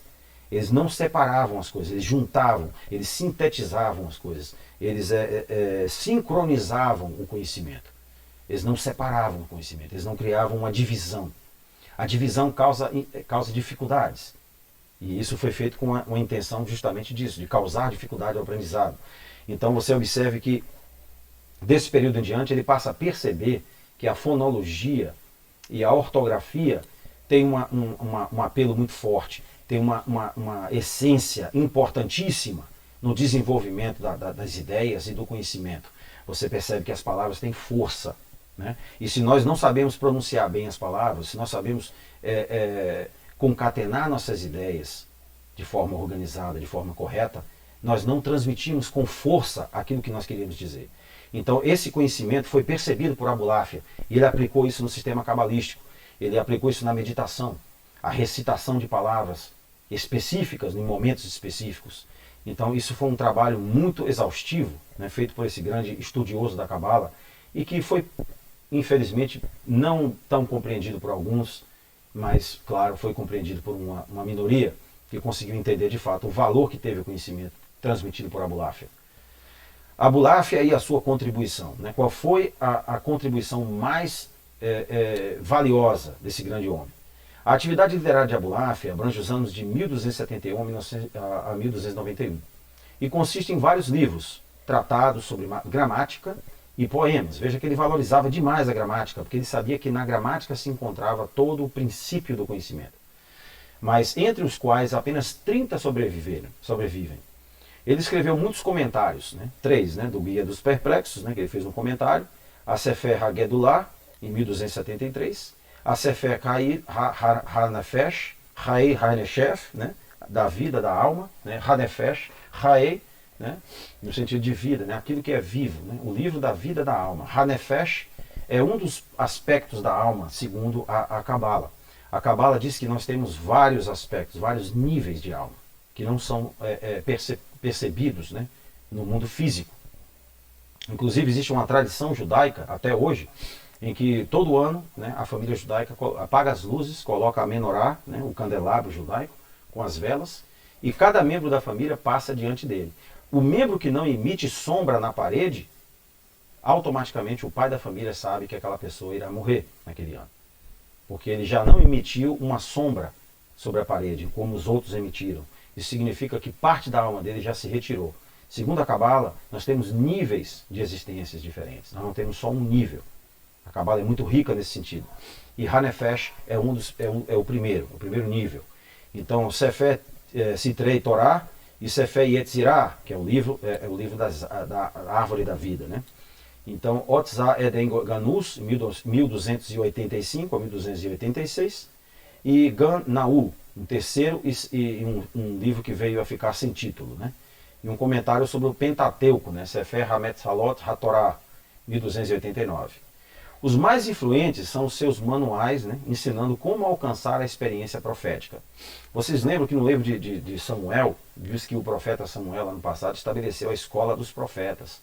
Ora, se ele estabeleceu a escola dos profetas, isso é indício, isso é claro para o judeu, mas para os outros que não são judeus, isso é indício de que a arte de profetizar, ou a arte do conhecimento metafísico, pode ser aprendido, pode ser ensinado. Não é uma coisa que nasce com você, ele pode ser trabalhado. Nós podemos, na nossa cultura, chamar isso de mediunidade, a capacidade de ver, de sentir coisas que os outros não conseguem. A capacidade de entender realidades que o outro não consegue. Gente, isso é um fato. Isso não é mais teoria, isso não é mais especulação, isso é fato. Claro, existem pessoas que são enganosas, né? Pessoas que enganam.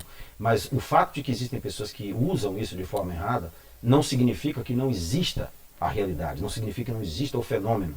Então, o Abulafia sabia disso e ele escreveu uma obra inteira dedicada a isso aí. Então, a contribuição do Abulafia no estudo da Cabala é importantíssima, importantíssima. Vocês observem que cada um desses homens transmitiram diferentes layers, como se diz em inglês, diferentes aspectos, né, diferentes fatias do mesmo conhecimento, né? Cada um deu a sua contribuição. Bom, no estudo da Cabala, uma das coisas importantíssimas, gente, que nós vamos aprender desse exemplo aqui, e nós vamos usar isso mais à frente nas lições posteriores, é a exegese, é a interpretação da ordem das palavras, né? A ordem e a natureza de cada palavra no texto bíblico. Né? O primeiro capítulo de Gênesis, por exemplo, nós temos aqui, né, exemplificado, né, o primeiro texto da Bíblia. Né? Nós temos aqui o primeiro texto da Bíblia. Bereshit bara Elohim et hashamayim ve'et haaretz. Ora, Bereshit, né, é uma palavra composta, porque esse be aqui, ba, é uma preposição. E ela indica o ventre da mulher, ela indica a casa onde se vivia a virgem. Né? Ela era, no pictográfico, ela era a tenda onde vivia o beduíno. Ela tinha uma divisão mais recôndita, onde ficavam as mulheres virgens, as jovens. Entendeu? Naquele tempo, no período clássico, as jovens não ficavam expostas, elas ficavam reservadas. Entendia-se que a pureza da mulher tinha que ser defendida, era o conceito hebreu, o conceito cananeu, fenício antigo. Né? Eles tinham um conceito diferente do que nós temos hoje. Então, essa palavra, ela quer dizer algo real, algo físico.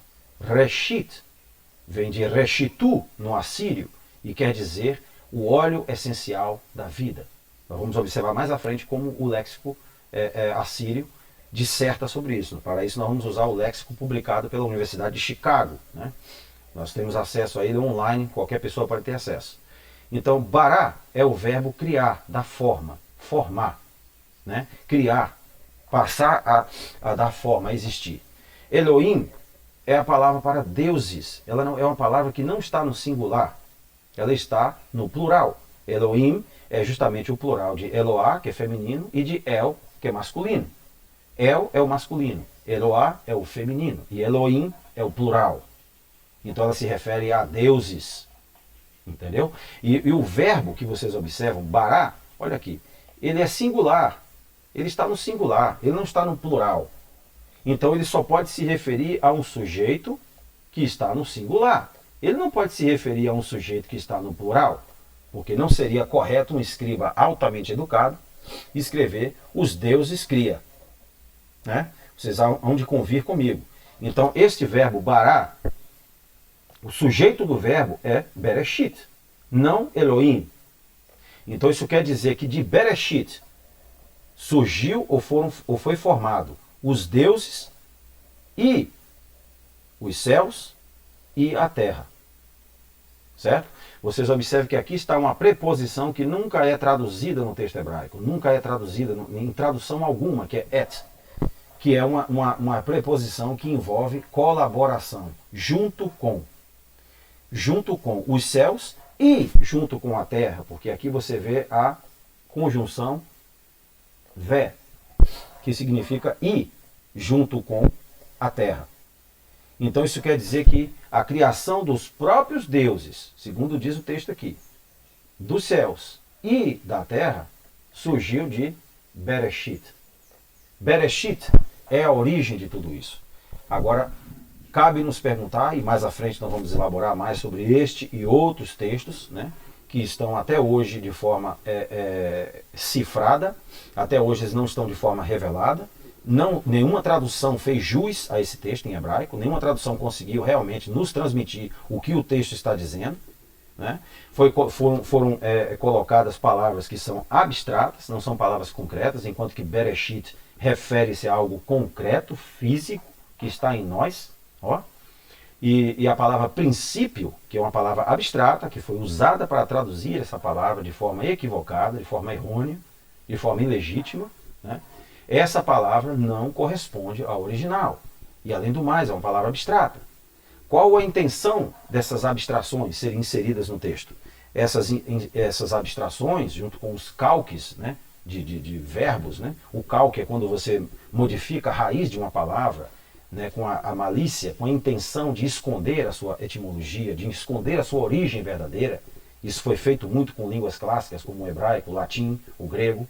Né? Nós temos aqui, por exemplo, no Brasil, o costume de aportuguesar, né, as palavras, de transformar as palavras em versão portuguesa. E isso acaba por destruir a raiz etimológica da palavra. Isso foi um hábito que acabou nos fazendo perder muito do conhecimento etimológico.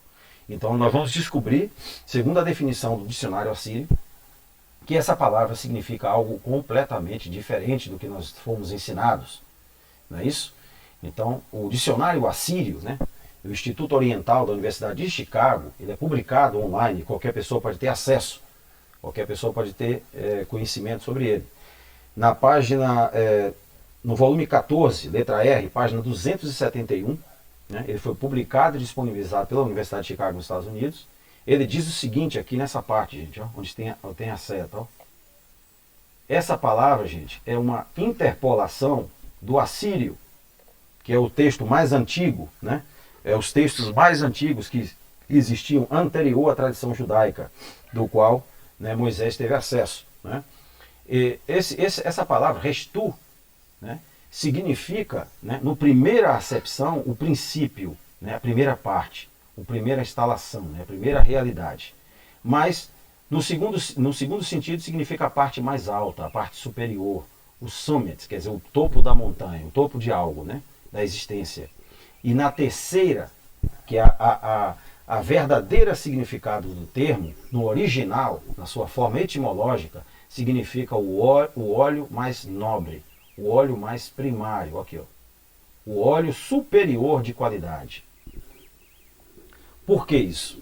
Porque, gente, vocês vão descobrir aqui à frente que essa palavra significa nada mais, nada menos do que o sêmen humano.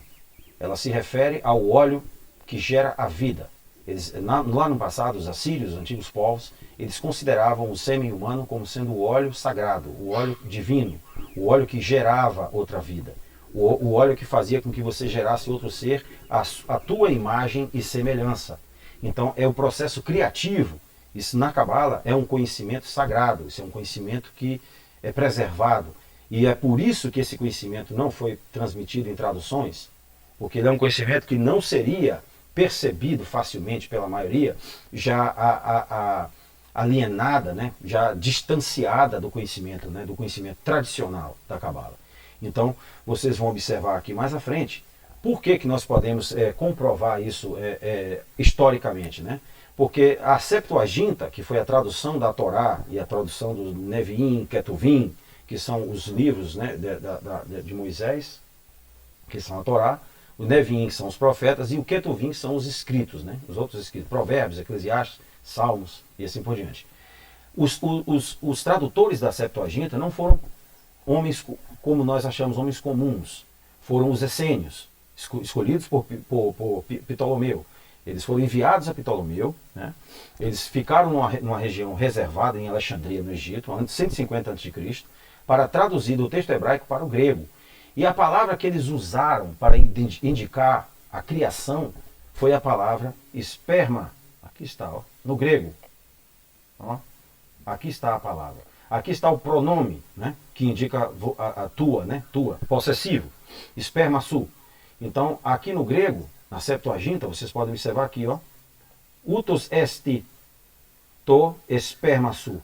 Ou seja, aqui é a parte do livro de Gênesis, né, onde Deus, né, diz a Abraão que da tua semente, né, da tua semente surgirá este, né, este surgirá da tua semente. Utos, né, este, surgirá, ou virá a ser da tua semente. Ou seja, a tua descendência virá da tua semente. Só que a palavra semente, que foi usada pelas traduções, vem do original esperma, do grego, que significa o sêmen. Entendeu? Por que os iluminados, né, essênios, que traduziram esse texto, traduziram a Septuaginta, decidiram usar essa palavra do grego? Porque eles sabiam que a palavra reshit significava isso na sua forma original. Ou seja, o que o texto está se referindo é justamente a capacidade intrínseca do ser humano de produzir outro ser humano à sua imagem e semelhança. É isso que o texto está dizendo na sua forma concreta. Agora, na sua forma fantasiosa, na sua forma abstrata, na sua forma pouco compreendida, ela acabou por ficar escondida, ela perdeu o seu sentido. A tradução do texto diz exatamente assim, ó, este virá a ser ou proceder da tua esperma. Então, essa é a palavra, gente, usada pela tradução Septuaginta. Por quê? Porque os essênios, 150 a.C., sabiam que Reshit, lá em Gênesis, significava de fato o que o dicionário assírio já havia definido. É o óleo supremo, o óleo nobre, o óleo mais nobre. Né? The prime oil, como se diz em inglês, porque é o óleo por excelência, é aquele óleo que transmite a vida, é aquele óleo que é capaz de criar outro ser à tua imagem e dar então continuidade à tua posteridade. É o teu código genético exemplificado naquele, naquele fluido, né, naquele fluido de sêmen. Então, vocês observem que o que o texto está se referindo não é necessariamente aquilo que nos foi passado. O texto é muito mais concreto do que nós estamos imaginando. Mas com o tempo, essas palavras foram perdendo o seu apelo concreto e foram sendo paulatinamente, vagarosamente, abstracionadas, foram se tornando em termos abstratos, que perderam o seu sentido. E isso gerou um vácuo de conhecimento, isso gerou uma falta de percepção. Então nós vamos observar que a Cabala, ela começa com a percepção concreta, sensorial, mas ela te eleva para o não percepcional, não sensorial, vamos dizer assim, né? Não sensorial. Há uma percepção que não é mais física, já é posterior, já é superior. Mas ela começa com a base, ela começa com o alicerce, que é primeiro a sensação sensorial. Só que ela não reside perpetuamente nessa sensoriedade, ela avança. Então também no texto de Atos capítulo 3, versículo 25, né? Como verteram o princípio da vida, né? No Novo Testamento. Como foi que o Novo Testamento verteu? Da mesma forma como vocês viram a Septuaginta. Até porque o Novo Testamento, né, foi escrito por judeus cabalistas convertidos ao cristianismo, como o apóstolo Paulo, como Lucas e outros mais. O Lucas era sírio, né? Mas todos eles conheciam essa tradição cabalística, né? Então eles usaram exatamente a mesma expressão da Septuaginta, até porque eles usavam a Septuaginta para legitimizar o cristianismo. A Septuaginta era o Velho Testamento do cristianismo primitivo, né? Então a maioria das traduções hoje usam um texto masorético, que está distante de nós conceitualmente, porque nós perdemos a conceitualização do que significam as palavras originais. Muitos não têm acesso. Então criou-se um vácuo de conhecimento. E esse vácuo gerou alguns problemas. Problemas, às vezes, conceituais sérios, né? Filosóficos e conceituais e teológicos também.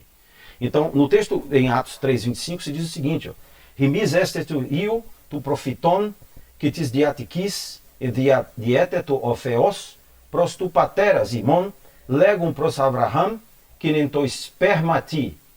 Olha aqui o termo. Spermati.